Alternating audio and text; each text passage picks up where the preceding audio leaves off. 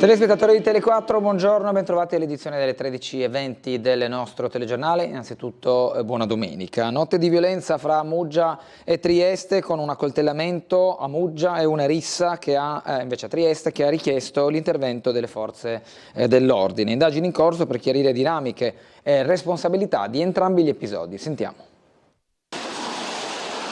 Notte movimentata tra Muggia e Trieste, dove due distinti episodi di violenza hanno richiesto l'intervento delle forze dell'ordine nel giro di poche ore. Il fatto più grave si è verificato a Muggia, nella zona della stazione delle Corriere, poco dopo l'una. Secondo una prima ricostruzione, riportata anche da varie testate online, una discussione tra due giovani sarebbe degenerata fino a trasformarsi in un'aggressione.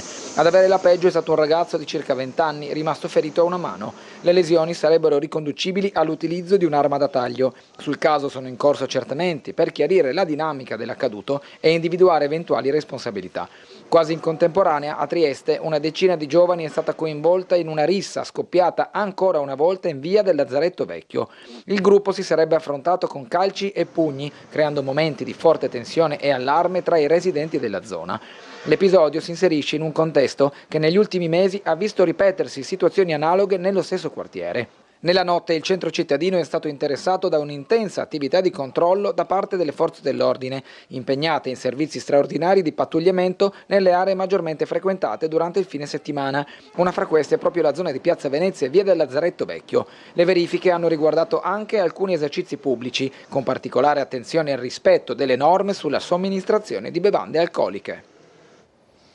Parliamo ora della Triestina, perché ci sono ancora questioni legate alle fideiussioni anche riguardo al progetto del centro sportivo di Muggia, ovvero per proseguire con questo iter sarà necessario presentarne una. Il sindaco Polidori, che mercoledì aveva parlato con ottimismo, ha spiegato l'iter burocratico per far avanzare il progetto, oggi nuovamente frenato per l'impasse legato alle fideiussioni. Sentiamo.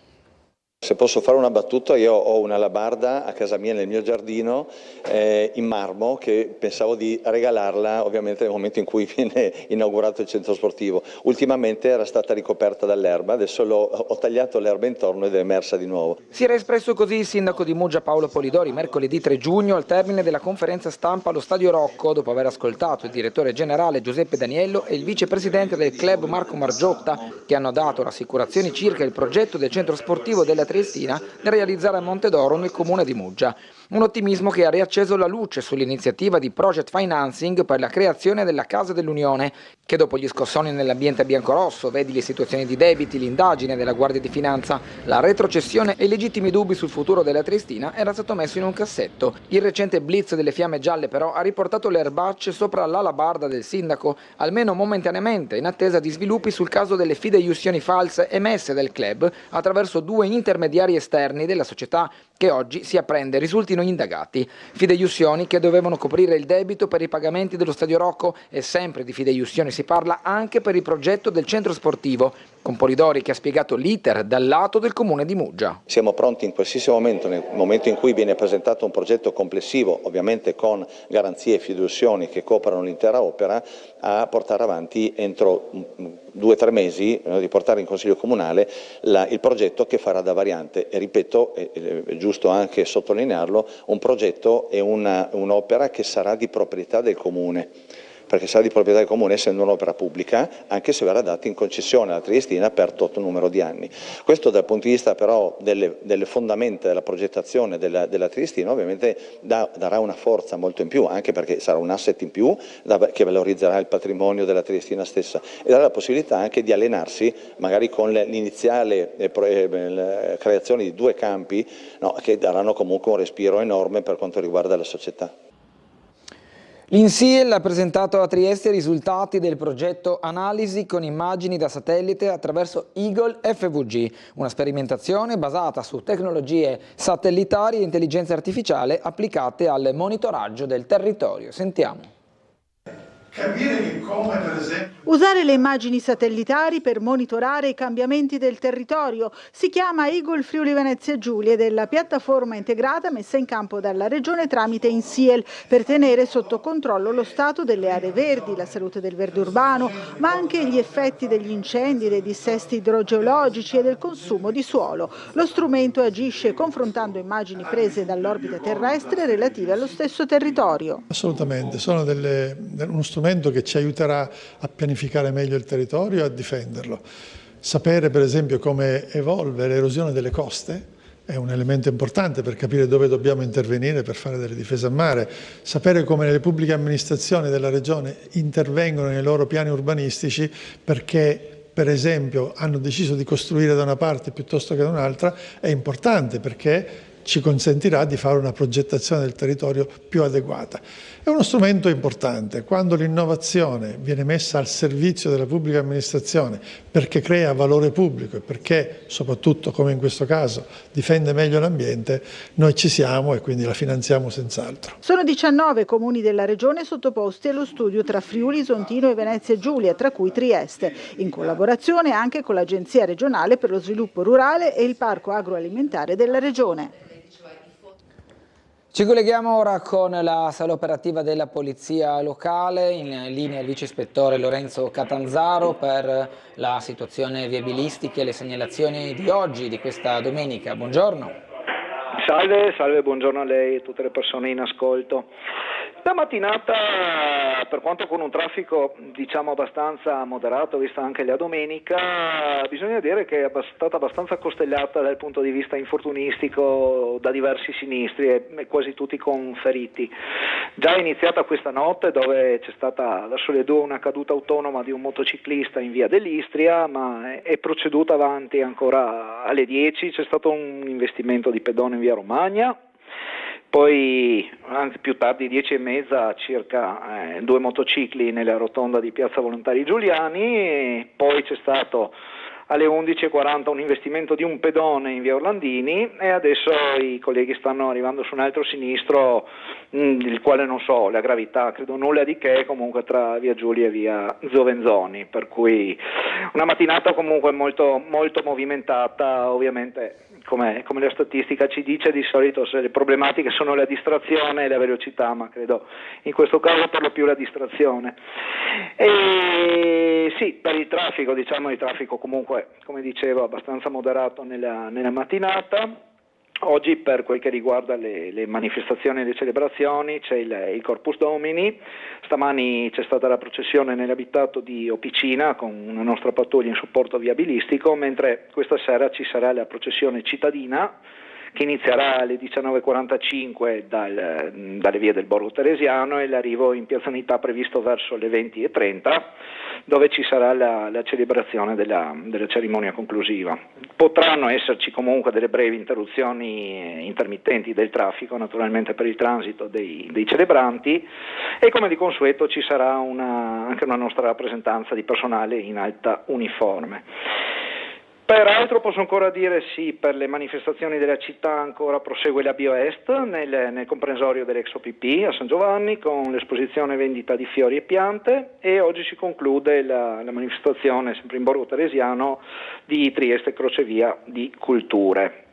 Ultima nota, la Galleria Carso è ancora aperta comunque in direzione Trieste, sarà richiusa il giorno 9 di mattina presto.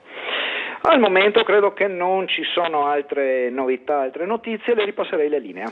Grazie allora, una buona giornata e un buon lavoro, visto che già sin qui, insomma, come ha testimoniato, è stato piuttosto denso. Buona giornata. Grazie, buona giornata a voi. Grazie, una buona giornata e ovviamente un buon lavoro. È stato siglato il 6 giugno al centro addestramento alpino della Polizia di Stato di Moena in provincia di Trento il gemellaggio tra le sezioni di Moena e Trieste dell'Associazione Nazionale della Polizia di Stato. L'accordo, sottoscritto dai presidenti Cristina Righini e Maurizio Iannarelli, punta a rafforzare la collaborazione attraverso scambi, visite e iniziative comuni. Alla base del gemellaggio vi sono valori condivisi come solidarietà, impegno sociale e partecipazione associativa. La cerimonia è stata accompagnata da un omaggio al cippo dedicato ai caduti della polizia, all'interno di una struttura di riferimento per la formazione degli operatori della sicurezza sulle piste da sci e degli atleti delle Fiamme Oro.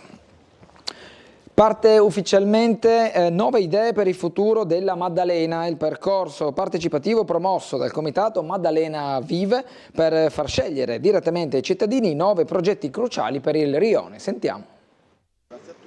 Nuove idee per il futuro della Maddalena. Dice già molto nel titolo la nuova campagna promossa dal Comitato Maddalena Vive che si svilupperà tra giugno e luglio. L'obiettivo è chiaro, far scegliere direttamente ai cittadini i 9 progetti prioritari per il rione, da sottoporre a chi il prossimo anno si candiderà a governare Trieste. Riteniamo che sia fondamentale costruire i cambiamenti partendo dall'ascolto e dalla partecipazione di chi vive nei quartieri. A volte la politica immagina assente la partecipazione come un ostacolo, come un rallentamento. Noi come Maddalena Vive crediamo invece che sia un passaggio fondamentale per costruire dei cambiamenti, delle rigenerazioni urbane che rispondano veramente a quello che c'è bisogno nel quartiere. Quindi da oggi fino al 18 luglio faremo una serie di banchetti, sarà possibile votare online o in presenza nei banchetti che faremo, e chiediamo a tutte e tutte di votare e di scegliere assieme a noi le 9 proposte più importanti per cambiare il futuro della Maddalena. La scheda di voto è suddivisa in 3 categorie, breve, medio e lungo termine. Tra gli interventi a breve termine ci sono ad esempio la richiesta di nuove altalene, tavoli nei giardini pubblici, fontanelle lungo la ciclabile, nuovi orti urbani, strumenti di moderazione della velocità e l'avvio di un servizio di educativa di strada. Nel medio termine la sfida si sposta su percorsi pedibus per le scuole Laghi e Bergamas, nuove alberature anti-isole di calore, l'apertura di una farmacia comunale, misure a sostegno del commercio di vicinato. Infine, tra i progetti più ambiziosi a lungo termine, spiccano la creazione di una piazza verde nell'area dell'ex disinfezione, la rinascita delle serre di Villa Sartorio come spazio di comunità e l'attivazione del portierato sociale. Oggi entrerà in vigore l'orario estivo degli autobus, valido fino al 13 di settembre incluso. Nel servizio è andato in onda ieri tutte le modifiche. Trieste Trasporti comunica che da domani entrerà in vigore l'orario estivo degli autobus, valido fino al 13 settembre incluso. Queste le principali variazioni rispetto all'orario invernale. Per la linea 7 Muggia-Lazzaretto viene ripristinata la fermata richiesta su strada per Lazzaretto all'altezza del campeggio San Bartolomeo. Per la linea 9, esclusivamente per quanto riguarda le corse in partenza da Piazzale Gioberti e dirette verso Campomarzio, nella fascia oraria 7:30-19:30, da via Ottaviano Augusto il percorso viene prolungato in Riva Traiana, confermata all'altezza dello stabilimento balneare Ausonia. Per quanto concerne la linea 19 non viene effettuato il prolungamento delle corse fino a Barcola e il capolinea viene spostato in largo Città di Santos. La linea 19 Barrate invece non è operativa nel periodo estivo. Poi la linea 20 da Muggia a Barcola, le corse in partenza dalla cittadina rivierasca nella fascia oraria dalle 5:45 alle 20:32 nelle giornate feriali e in quella dalle 7:48 alle 20:34 in quelle festive vengono prolungate fino a Piazzale 11 settembre con transito all'interno dell'area di Portovecchio in entrambi i sensi di marcia. Come ogni anno la linea 36 è operativa tutti i giorni. Le linee scolastiche 55, 56, 57 e 58 non sono operative, con la sola eccezione di lunedì 8 e martedì 9 giugno, in cui le corse sono regolarmente programmate vista l'apertura degli istituti scolastici. Infine la linea 70, corse operative ogni giorno sul nuovo percorso dal municipio di Aurisina fino a Sistiana Mare. Gli orari sono consultabili sul sito di Trieste Trasporti e sul travel planner del sito di TPL FVG. Rapido sguardo alla pagina meteo. In questa mattina c'è stata prevalenza di cielo sereno poco nuvoloso, nel pomeriggio cielo poco nuvoloso su pianura e costa, cielo variabile per cumuli sulla zona montana dove saranno possibili delle locali piogge o dei rovesci, specie tra Alpi e Prealpi Carniche nelle zone verso il Cadore con venti a regime di brezze. Le temperature minime che oscillano tra i 16 e i 19 gradi, le massime 24-27 gradi centigradi. Per il momento è tutto per questa edizione dell'informazione di Tele4, ci rivedremo più tardi alle 19:30. Buona giornata.